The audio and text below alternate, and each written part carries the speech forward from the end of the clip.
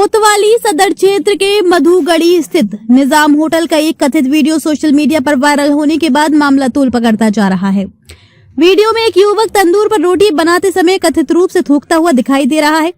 हालांकि होटल संचालक शहाबुद्दीन ने इस वीडियो को पूरी तरह भ्रामक और निराधार बताया है।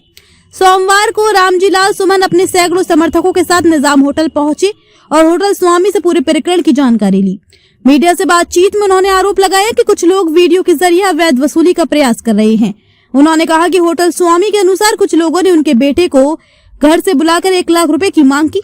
रुपए देने से इनकार करने पर उसके साथ मारपीट की और बाद में होटल का वीडियो वायरल कर दिया गया। होटल स्वामी ने स्पष्ट कहा कि उनके प्रतिष्ठान में इस प्रकार की कोई घटना नहीं हुई है। उन्होंने बताया कि उनका होटल करीब 90 वर्षों से संचालित हो रहा है और उसकी साख को नुकसान पहुंचाने की कोशिश की जा रही है। उन्होंने मामले की निष्पक्ष जांच कर दोषियों के खिलाफ कार्रवाई की मांग की है। इस संबंध में राज्यसभा सांसद ने पुलिस अधीक्षक से फोन पर वार्ता कर पीड़ित पक्ष को न्याय दिलाने का आश्वासन दिया। मौके पर रामनारायण काके, ब्रजमोहन राही, ललन बाबू एडवोकेट, ललित चौधरी, अकील कुरैशी और हेमंत गौड़ सहित कई कार्यकर्ता उपस्थित रहे। उन्होंने वीडियो बनाया कि वीडियो मैंने देखा है और मुझे नहीं लगता कि जो कुछ उन्होंने लिखा है या तहरीर दी है कोतवाली में उससे उस बात की पुष्टि हो। तो सबसे महत्वपूर्ण बात यह है कि कोई घटना हुई, घटना के बाद संबंधित थाने में वो तहरीर देते, पुलिस जांच करती, विवेचना करती, ये पुलिस का काम था।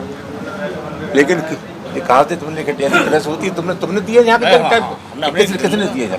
तुमने तो तमाशा बना रखा। किसी कोई अधिकार नहीं है कानून अपने हाथ में ले ले, नंबर 1। नंबर 2, परसों 23 तारीख को इस आसिफ को कुछ लोगों ने, आज 23 तारीख है ना, 21 कब थी? परसों थी ना। हम ज्ञान दे रहे, तो हम परसों कह रहे हैं और क्या करें। परसों 21 तारीख को इनको आसिफ को 4:30 बजे घर से बुलाया और 4:30 बजे घर से बुलाने के बाद कुछ लोगों ने इनकी निर्मम पिटाई की। मैं जो थोड़ा बहुत मेरा अपना अनुभव है वो यही है कि इस तरह के मामलों में ये लोग चौथ वसूली करते हैं और जब चौथ वसूली करने पर इनको संतोषजनक जवाब नहीं मिलता या जो शर्तें रखते हैं पूरी नहीं होती तो वही शिकायतें की जाती हैं। बहुत गंभीर मामला है। इनके खिलाफ कोई शिकायत थी तो उसकी विवेचना पुलिस करती, लेकिन किसी को ये अधिकार नहीं दिया जा सकता कि किसी को घर से बुलाकर उसकी निर्मम पिटाई हो। थाने में बुलाया गया, जिनका डॉक्यूमेंट नहीं हुआ, इन्होंने तहरीर दी, उस पर मुकदमा ही लिखा गया। तो ये मामला बहुत गंभीर मामला है और मैं समझता हूँ कि इस प्रकार की घटनाएं इस समाज में जानबूझकर के विद्वेष की भावना पैदा करने के लिए होती है। हम चाहते हैं कि आसिफ की तरफ से ये जो तहरीर दी गई है या दी जाएगी उस पर मुकदमा लिखा जाए और जो लोग इसके खिलाफ इसके लिए दोषी हैं उनके खिलाफ प्रभावी कार्रवाई की जाए। कप्तान से बात की, पुलिस कप्तान यहाँ उपलब्ध नहीं है, एडिशनल एसपी है। पुलिस कप्तान ने कहा है कि हम सीओ सिटी से पूरी बात को अवगत करा दें। अभी सीओ सिटी डीएम की मीटिंग में है, थोड़े दिनों बाद सीओ सिटी से मुलाकात होगी। हम पूरी स्थिति को सीओ सिटी से अवगत कराएंगे और हम अपेक्षा करेंगे कि इस मामले में तत्काल संज्ञान लें। आसिफ की डॉक्टरी बहाना कराने के बाद सुसंगत धाराओं में ये अपराध पंजीकृत किया जाए और लोगों के खिलाफ कठोर कार्रवाई की जाए जिन्होंने इस प्रकार का धंधा कर रखा है लोगों को ब्लैकमेल करने का। उन्होंने वीडियो बनाया कि वीडियो मैंने देखा है और मुझे नहीं लगता कि जो कुछ उन्होंने लिखा है या तहरीर दी है कोतवाली में उससे उस बात की पुष्टि हो।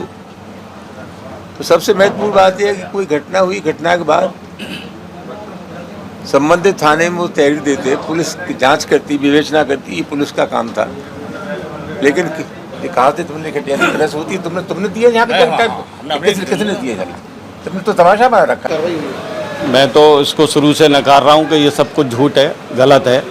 मैंने ये कहा था कि निष्पक्ष जांच की जाए, लेकिन ये सब ना होने की वजह से मुझसे जो है कुछ लोगों ने 1 लाख रुपए की डिमांड की और मेरे मना करने पर वो मेरे छोटे बेटे को मेरे घर से उठा के ले गए, उसके साथ मारपीट करी।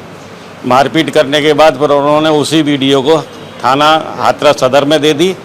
तभी जो है मेरा दूसरे लड़के को पुलिस उठा के ले गई। 151 में उनका चालान हुआ और दूसरे दिन मैंने जमानत की। लेकिन मेरे पहले वाले लड़के के साथ कोई FIR मेरी दर्ज नहीं की गई और मेरे बच्चों को फटकार के बाहर निकाल दिया गया। मेरे बच्चे के काफ़ी छोट है और मैं इसके लिए न्याय चाहता हूँ। समाजवादी पार्टी के नेताजी भी आए हैं मुझसे, यही मैंने उनको बताया है, जो सच है वो मैंने उनको बताया है। और मैं यही चाहता हूँ कि मेरे साथ कार्रवाई, उचित जो कार्रवाई है मेरे बेटे के साथ की जाए, ताकि मेरे भविष्य में कहीं मेरे ऊपर या मेरे बेटे के ऊपर कोई ये हाथ ना करें। इस चीज़ का थोड़ा सा लोग के जिन्होंने रंगदारी मांगी और मारपीट करी बच्चे के साथ, एक अनिकेत नाम का लड़का बता रहा है मेरा बेटा, अनिकेत नाम का लड़का उसको बुला के ले गया, जो हमारे घर के सामने ही रहता है। फिर उसके बाद एक गौड़ है, वो लड़का हर्षित गौड़ है, उसने वहाँ ले जा कर के आगे जा कर के उसके साथ मार पिटाई करी। तो बता रहा है लड़का का तमंचा मारा सर में और इस तरीके से ये किया। फिर उसको उठा के वहाँ ले गए थाना हाथरस गेट, वहाँ पुलिस ने भी उनको धमकाया।